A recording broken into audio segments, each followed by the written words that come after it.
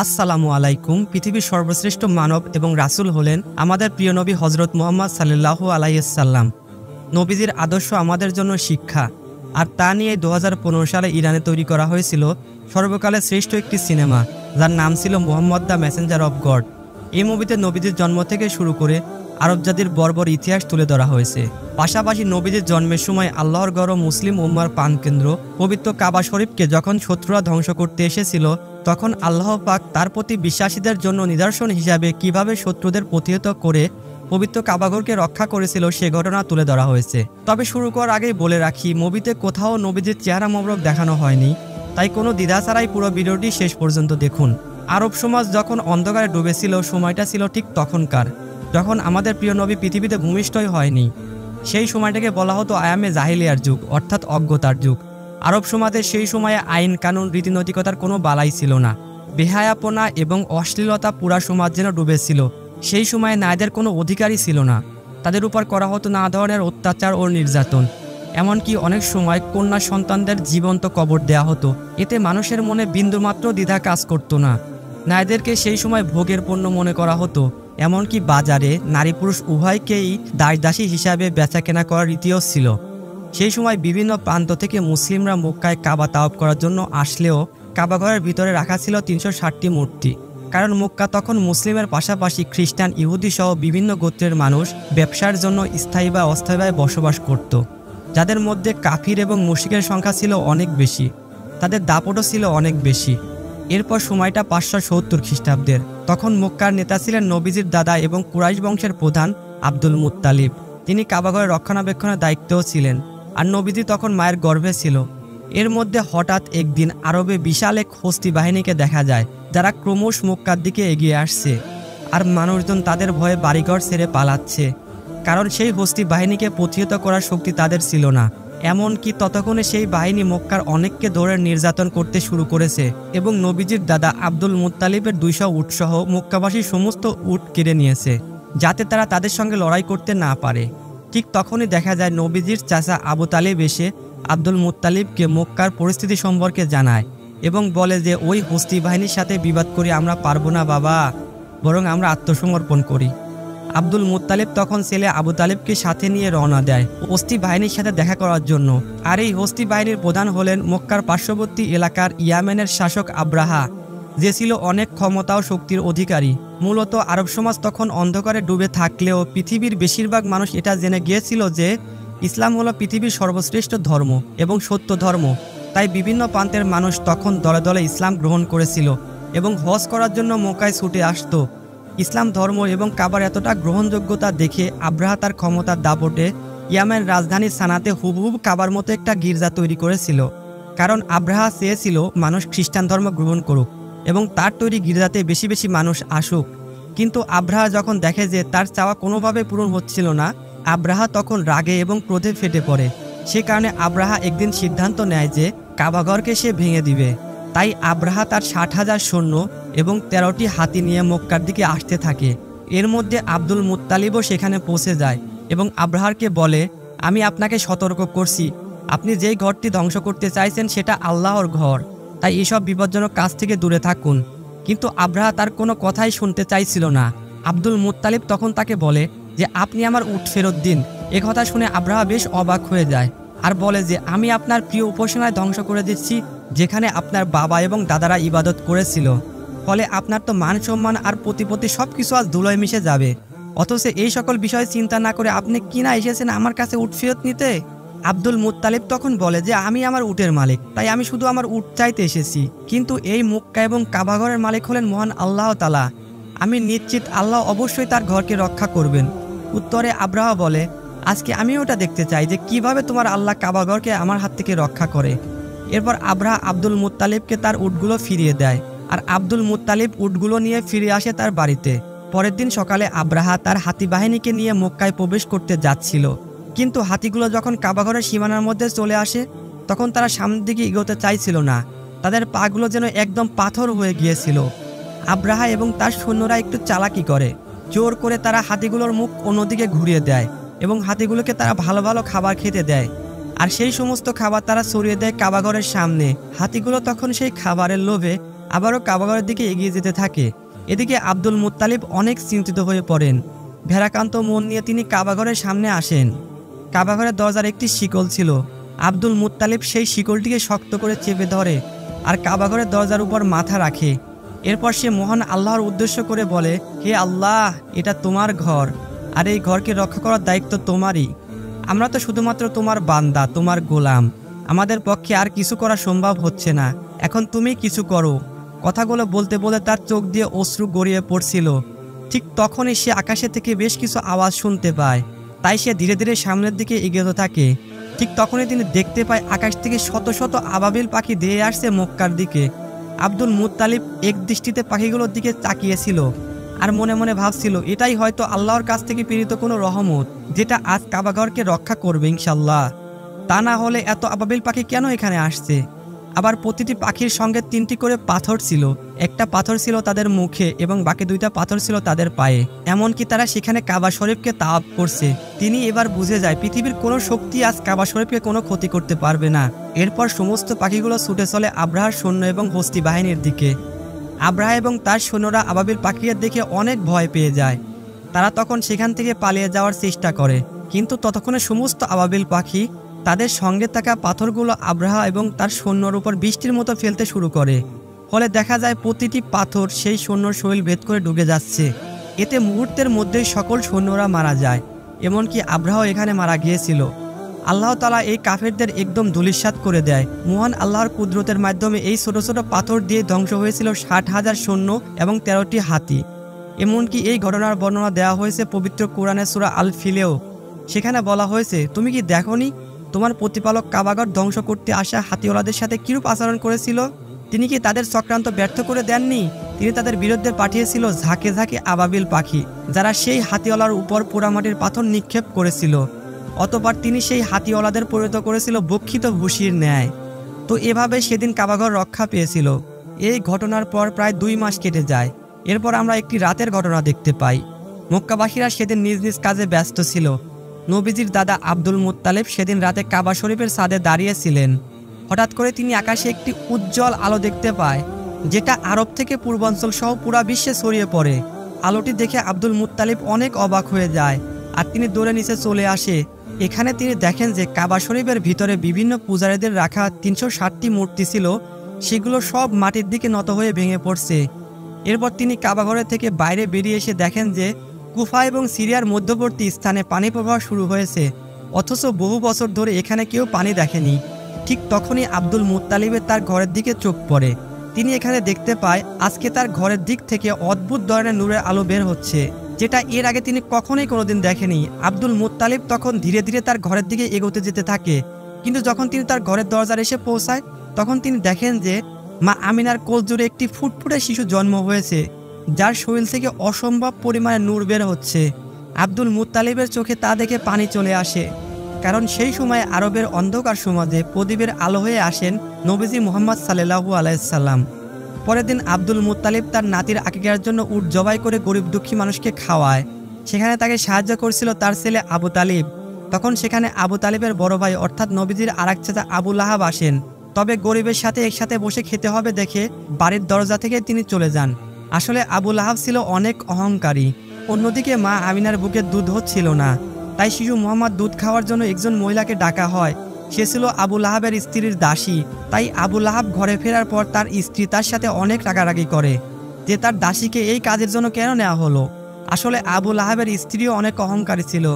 অন্যদিকে দেখা যায় ইহুদিরা মিলে কথা বলছিল। তারা বুঝতে পেরেছিল কোনো এক বিশেষ শিশুর জন্ম হয়েছে, কারণ এ ব্যাপারে তাদের কিতাবে স্পষ্ট বলা হয়েছিল। ফলে যেদিন রাতে নবীজির জন্ম হয় সেদিন রাতে আকাশের সেই আলো দেখেই খ্রিস্টান এবং ইহুদির ধর্মযাজকরা বুঝে গিয়েছিল তার মানে সেই শিশুটি পৃথিবীতে চলে এসেছে। তবে ইহুদিরা বেশ চিন্তিত ছিল, কারণ তারা জানতে পেরেছিল যে কোনো ইহুদির ঘরে এমন শিশুর জন্ম নেয়নি। তাহলে সেই শিশুটি কে হতে পারে? আর এজন্য তারা তখন সেখানকার অনেক বাচ্চাকে কিনতে চায় যেন সেই শিশুটি তাদের দলে চলে আসে। এমনকি টাকার বিনিময়ে ভণ্ড মহিলাদেরকে দায়িত্ব দেয় শরীরের কোনো বিশেষ দাগের মাধ্যমে শিশু নবীজিকে খুঁজে বের করার জন্য। এরপর দেখা যায় বাচ্চাদের নাম রাখার উৎসব চলছে। সেখানে বিভিন্ন বাচ্চার নাম ঘোষণা করা হচ্ছে আর সবাই মিলে আনন্দ করছে। এর মধ্যে সেখানে আব্দুল মুত্তালিবও আসেন শিশু নবীজিকে কোলে নিয়ে তার নামকরণ করার জন্য। তিনি প্রথমে হাজরে আসওয়াদ মানে সেই কালো পাথরে হাত রাখেন। তখন দেখা যায় কাবার দরজার হাতলটি দরজাকে বাড়ি মারছে, আর সেই শিশুর শরীর থেকে নূরের আলো বের হচ্ছিল। আব্দুল মুত্তালিব তখন সবার সামনে জনসম্মুখে শিশুটির নাম ঘোষণা করে মোহাম্মদ। এটা শুনে সেখান থেকে বিভিন্ন গোত্রের মানুষেরা বলাবলি করতে থাকে যে এটা আবার কি নাম, এটা তো আমাদের কোনো দেবদেবীর নামের সাথে মিলছে না। আসলে মোহাম্মদ নামটিও এর আগে কোনোদিন তারা শোনেইনি, তাই মানুষজন এটা নিয়ে বলাবলি করছিল। তখন সেখানে আবু তালিব সবার সামনে এসে বলে, হে লোক সকল, তোমরা থামো, এই শিশুটির নামকরণ করা হয়ে গিয়েছে, আর তোমরা তা কখনোই পরিবর্তন করতে পারবে না। এই বলে তিনি সবাইকে থামিয়ে দেন এবং সবাই তার স্বাচ্ছন্দ্যে মেনেও নেন। এরপর দেখা যায় আবু লাহাব তার স্ত্রী সেই দাসীকে ফেরত নিতে এসেছে যে নবীজিকে প্রথমবার দুধ পান করিয়েছিল। ফলে ক্ষুধার্ত নবীজি আর দুধ পান করতে পারছে না। এ নিয়ে আব্দুল মুত্তালিব সরাসরি আবু লাহাবের কাছে আসে এবং এর কারণ জানতে চায়। আবু লাহাব তখন তাকে বলে, এই দাসী আমি আমার স্ত্রীকে উপহার দিয়েছিলাম, তাই তার মালিক হলেন আমার স্ত্রী। এটা শুনে আব্দুল মুত্তালিব বলে, তুমি মুহাম্মাদের চাচা হয়ে কথা বলছো, অথচ আমি তো সবসময় মুহাম্মাদের জন্য নিজের জান দিতেও প্রস্তুত। তবে আল্লাহ তো মেহেরবান, তাই মুহাম্মদকে বেশি দিন দুগ্ধ কষ্টে থাকতে হয়নি। সেই সময় আরবের রীতি ছিল যে সন্তান জন্ম নেওয়ার পর তাকে দুধ পান করানোর জন্য এবং মরুভূমি থেকে দূরে মুক্ত আবহাওয়ায় লালন পালনের জন্য বেদুইন মহিলাদের কাছে দিয়ে দেয় এবং নির্দিষ্ট সময় পর তা আবার ফেরত নেয়। এর আরেকটা বিশেষ কারণ ছিল বাচ্চারা যাতে বিশুদ্ধ আরবি শিখতে পারে, আর এসব কিছুর জন্য সেই বেদুইন মহিলাদের ভালো অঙ্কের টাকা দেওয়া হতো। তো প্রতি বছরের ন্যায় এইবারও সেই বেদুইন মহিলারা মক্কা এসেছে বাচ্চা দত্তক নিতে। এবার অনেক দম্পতি এসেছে এখানে। এর মধ্যে একটি দম্পতিকে দেখা যায় যারা নিজেরাও বেশ ক্লান্ত ছিল, আর তাদের উটটাও খুব নাজেহাল অবস্থায় ছিল, কারণ মরুভূমির উত্তাপ্ত গরমের মধ্য দিয়ে অনেক দূর পথ পাড়ি দিয়ে এখানে আসতে হয়েছে তাদের। তাই প্রথমে তারা তাদের উটটাকে খুব কম দামে বাধ্য হয়ে বিক্রি করে দেয় এবং বাচ্চা খুঁজতে থাকে। তারা আসতে দেরি করায় ততক্ষণে প্রায় সব বাচ্চারাই দত্তক নিয়ে ফেলেছে অন্যরা। এটা দেখে তাদের মন কিছুটা খারাপ হয়ে যায়। এদিকে কসাই যখন তাদের উটটাকে জবাই করতে যাবে, ঠিক তখনই উটটা উঠে দৌড় দেয় এবং নবীদের বাড়িতে এসে প্রবেশ করে। এটা দেখে ওই লোকটির স্ত্রী ওই উটের পিছন পিছন সেখানে প্রবেশ করে। তখন নবীজির মা আমিনা মহিলাটিকে খুব ক্লান্ত এবং ক্ষুধার্ত দেখে খাওয়ানোর জন্য তাকে ঘরে নিয়ে যায়, আর তার পিঠের বাচ্চাটিকে দোলনায় শুয়ে দিতে বলে। মহিলাটি যখন তার বাচ্চাকে দোলনায় রাখতে যান, তখন তিনি শিশু মোহাম্মদকে দেখতে পান, যার শরীর থেকে নূরের আলো চমকাচ্ছিল। সেই মহিলাটি তখন নবীজিকে কোলে তুলে নেন এবং তাকে ক্ষুধার্ত দেখে নিজের দুধ পান করান। আর এই মহিলাটি হলেন নবীজির দুধমা হালিমা। আসলে নবীজিকে লালন পালনের জন্য বেশি টাকা দেওয়ার সামর্থ্য নেই বলেই নবীজিকে তখনও কেউ দত্তক নেননি। তাই নবীজির দাদা এবং মা আমিনা হালিমা এবং তার স্বামীর সাথে কথা বলেন এ ব্যাপারে। এটা শুনে হালিমা ও তার স্বামীও রাজি হয়ে যায়, যদিও তারা জানতো যে এক্ষেত্রে তারা বেশ কিছু অর্থ পাবে না। এরপর দেখা যায় যে মা আমিনা নিজেও অনেক কষ্ট পেলেও নবীজির দুধমা হালিমার কাছে দিয়ে দেন এবং তাদেরকে আরও 2টি উট এবং একটি গাধাও দেওয়া হয়েছিল। হালিমা যখন নবীজিকে নিয়ে তার এলাকায় প্রবেশ করে, তখন সেখানে বৃষ্টি হতে শুরু করেছে, অথচ আগে এখানে খুব একটা বৃষ্টিই হতো না। পাশাপাশি নবীজির আসার পর থেকে দুধমা হালিমার ঘরে যেন আল্লাহর রহমত ভরে উঠেছে। আর এভাবে কেটে যায় 2 বছর এবং চুক্তির শেষ হওয়ার কারণে দুধমা হালিমা এবং তার স্বামী মিলে নবীজিকে মা আমিনার কাছে ফেরত দেওয়ার জন্য নিয়ে আসে। নবীজি আসার সাথে সাথেই কাবাঘর পুরা জলজল করে আলো ছড়াচ্ছিল। অন্যদিকে মা আমিনাও নবীজিকে দেখে খুশিতে কেঁদে ফেলে। কিন্তু কাবার আশেপাশে তখন একটা মহামারী রোগ ছড়িয়ে পড়েছিল। সেই সাথে নবীজির দাদা আব্দুল মুত্তালিব জানতে পারে যে ইহুদিরা তখনও নবীজিকে খুঁজে বের করার চেষ্টা করছে। তাই খারাপ কিছুর আশঙ্কা থেকে নবীজিকে রক্ষা করতে আবারও নবীজিকে দুধমা হালিমার সাথে পাঠিয়ে দেন। এরপর কেটে যায় আরও 2 বছর। এর মধ্যে হঠাৎ একদিন নবীজির দুধমা হালিমা ভীষণ অসুস্থ হয়ে পড়েন। সেখানে কবিরাজ এবং তান্ত্রিকরা এসে হালিমাকে সারিয়ে তোলার চেষ্টা করছে, কিন্তু নবীজি এটা দেখে তান্ত্রিকদের সরিয়ে দেয়। যখনই হালিমার হাতে হাত রাখে, তখনই দেখে তার দুধমা হালিমা বেশ সুস্থ হয়ে গিয়েছে। আর এটা দেখে তান্ত্রিকরা অবাক হয়ে যায় এবং সেখান থেকে চলে যায়। তবে তান্ত্রিকরা বুঝে গিয়েছিল যে এই শিশুটি বিশেষ শিশু, আর এ খবর তারা ইহুদিদেরকে জানিয়ে দেয়। ফলে নবীজিকে নেওয়ার জন্য শত্রুরা বিভিন্নভাবে হালিমার বাড়িতে আক্রমণ করে। আর এ থেকে হালিমা এবং তার স্বামী নবীজিকে রক্ষা করলেও তারা খারাপ কিছুর আশঙ্কা বুঝতে পেরে হালিমার স্বামী নবীজিকে নিয়ে মক্কার একটি পাহাড়ের উদ্দেশ্যে রওনা দেয়। তবে এবারের বিদায়ে দুধমা হালিমা কান্নায় ভেঙে পড়ে।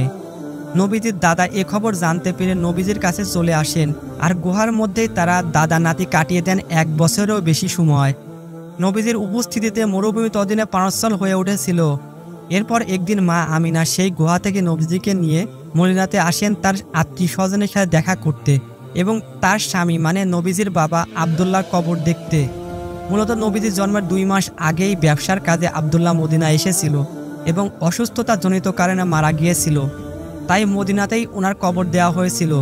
মা আমিনা এখানে নবীজি তার বাবার সম্পর্কে বলতে থাকেন এবং নবীজির সাথে খুব ভালো একটা সময় কাটাতে থাকেন। কিন্তু মাত্র 2 মাসের মধ্যে মা আমিনাও হঠাৎ অসুস্থ হয়ে পড়েন, আর এই অবস্থাতেই নবীজিকে নিয়ে মদিনা থেকে ফেরার পথেই মা আমিনা মারা যায়। ফলে মাত্র 6 বছর বয়সী নবীজি পুরোপুরো এতিম হয়ে পড়েন। তবে এই অবস্থাতে ইহুদিরা নবীজির উপর আক্রমণ করেন। নবীজির চাচা এবারও তাদেরকে প্রতিহত করেন। এরপর আবু তালিব নবীজিকে এবার তার দাদা আব্দুল মুত্তালিবের কাছে মক্কায় নিয়ে আসেন। আব্দুল মুত্তালিব এবং নবীজি সবসময় একসাথেই থাকতেন, এমনকি কাবার রক্ষণাবেক্ষণ এবং মক্কার হজ করতে আসা মানুষদেরকে দাদার সাথে সাথে নবীজি সহযোগিতা করতেন। তবে সে সময় একদিন হজ মরশুমে কাবা তাওয়াফ করার সময় আব্দুল মুত্তালিব বেশ অসুস্থ হয়ে পড়েন, আর এই সুযোগে নবীজির অহংকারী চাচা আবু লাহাব চায় কুরাইশদের নেতা হতে। কিন্তু কিছুদিনের মধ্যেই আব্দুল মুত্তালিব নবীজিকে তার চাচা আবু তালেবের হাতে তুলে দেন এবং মারা যান। ফলে মাত্র 8 বছর বয়সে নবীজি যেন আরও অভিভাবক শূন্য হয়ে পড়েন। এরপর চাচা আবু তালেবের সাথে মক্কাতে নবীজির জীবনযাপন শুরু করতে থাকেন। সেখানে নবীজি ছাগল চড়ানো সহ বিভিন্ন কাজ করতেন। তবে একদিন নবীজি দেখেন যে নবীজির সেই অহংকারী চাচা আবু লাহাব সোয়াইবা নামের একজন দাসীকে অন্যের কাছে বিক্রি করে দিচ্ছেন। কিন্তু সোয়াইবার স্বামী সেটা না করার জন্য আবু লাহাবকে অনুরোধ করতে থাকেন, কারণ তার স্ত্রী ছিল অনেক অসুস্থ। উত্তরে আবু লাহাব বলেন, আমার পাওনা অর্থ ফেরত দিয়ে দিলেই আমি তাকে আর বিক্রি করব না। তখন পাশে দাঁড়িয়ে থাকা নবীজি আবু লাহাবকে বলেন যে সোয়াইবাকে আপনি ছেড়ে দিন, আর আমি নিজেই আপনার অর্থ ফেরত দিয়ে দিব। নবীজির এই মহানুভবতার কারণে সোয়াইবা সেদিন ছাড়া পেয়ে যায়। মূলত সোয়াইবা ছিলেন সেই মহিলা যিনি নবীজিকে সর্বপ্রথম দুধ পান করিয়েছিলেন। এরপর একদিন নবীজি দেখেন যে একজন লোক তার কন্যা সন্তানকে জীবন্ত কবর দিতে যাচ্ছেন, আর সে সময় লোকটির স্ত্রী তার পায়ে ধরে কান্না করে এবং এটা না করার জন্য অনুরোধ করছেন। নবীজি তখন বাচ্চাটিকে কোলে নিয়ে লোকটার কাছে আসেন এবং লোকটিকে বোঝান যে মেয়ে সন্তান হলো পিতামাতার জন্য রহমত স্বরূপ। নবীজির কথা শুনে লোকটার মন মায়ায় ভরে যায় এবং তারা তার কন্যা সন্তানকে গ্রহণ করেন। এভাবে দেখতে দেখতে নবীজির বয়স হয়ে যায় 12 বছর। তো তার চাচা আবু তালেব যেহেতু ব্যবসায়ী ছিলেন, তাই আরবের নিয়ম অনুযায়ী প্রতি বছর একবার সিরিয়া সফরে যেতেন। তবে নবীজি এবার বায়না ধরলেন তিনিও তার চাচার সাথে সিরিয়া সফরে যাবেন। যাত্রা শুরু করার পর প্রতিমধ্যে বর্ষা নামে একটা জায়গায় তারা তাঁবু ফেলেন, আর সেই শহরে একটি গির্জায় বুহাইরা নামের একজন ইহুদি পাদ্রী ছিলেন, যিনি নবীজি এবং তার চাচার কাফেলার মুসাফিরদের দাওয়াত খাওয়ান। এই সময় তিনি বালক মুহাম্মদকে দেখে বুঝতে পারেন যে তিনি হলেন শেষ নবী। এটা যেমন তাদের কিতাবে লেখা ছিল, তেমনি তার অন্তর্দৃষ্টি দিয়েও বুঝতে পেরেছিলেন। এরপর তিনি আবু তালিবকে বলেন যে মুহাম্মদ এখন তোমার আশ্রয়ে আছে, তাই তোমার আরও বেশি সতর্ক হওয়া উচিত। এবং এটা বলে যে মুহাম্মদকে নিয়ে তোমার সিরিয়া যাওয়া উচিত হবে না, কারণ সেখানকার ইহুদিরা তার ক্ষতি করতে পারে। তাই আবু তালিব তার সিরিয়া যাওয়ার সিদ্ধান্ত বদলে আবারও মক্কার দিকে ফিরে আসতে শুরু করেন। তবে প্রতিমধ্যেই তারা সেই ইহুদিকে আহত অবস্থায় দেখতে পায়, যে কিনা বারবার মুহাম্মদের ক্ষতি করতে চেয়েছিল। নবীজি তখন তার ঘোড়া থেকে নেমে সেই ইহুদের মুখে পানি তুলে দেয়, আর তাকে সমুদ্রের পাশে একটি জায়গায় নিয়ে আসেন। সেখানে নবীজি দেখতে পান যে একটি মূর্তির সাথে শিকল দিয়ে একজন মহিলা ও 2টি বাচ্চাকে বেঁধে রাখা হয়েছে কোরবানি দেওয়ার জন্য। আর অন্যদিকে সেখানকার জেলে সম্প্রদায় পূজা করছে যেন তাদের দেবতা তাদের কোরবানি গ্রহণ করে এবং জেলেদেরকে প্রচুর ধন সম্পদ দান করেন। কিন্তু মুহাম্মদ সাল্লাল্লাহু আলাইহি সাল্লাম এটা দেখে সেই মহিলা এবং তার বাচ্চাদের শিকল খুলে দিতে লাগলে পূজারী ছেলেরা মুহাম্মদ সাল্লাল্লাহু আলাইহি সাল্লামকে থামাতে যায়। আর ঠিক তখনই সমুদ্রের ঢেউ এমনভাবে উঠে যে সেই মূর্তিটি ভেঙে পড়ে এবং পূজারীরা সব ঘরের ভিতর চলে যায়। কিছুক্ষণ পর ঢেউ থামার পর দেখা যায় প্রচুর মাছ সমুদ্রের পাড়ে এসে জমা হয়েছে, যা দেখে জেলেরা অবাক হয়ে যায় এবং দ্রুত সেই মাছগুলো কুড়াতে থাকে। আর দূর থেকে এই সব দেখে সেই ইহুদি লোকটি অবাক হয়ে যায়। আসলে আল্লাহ পাকের কাছে এটা নবীজির প্রার্থনা ছিল।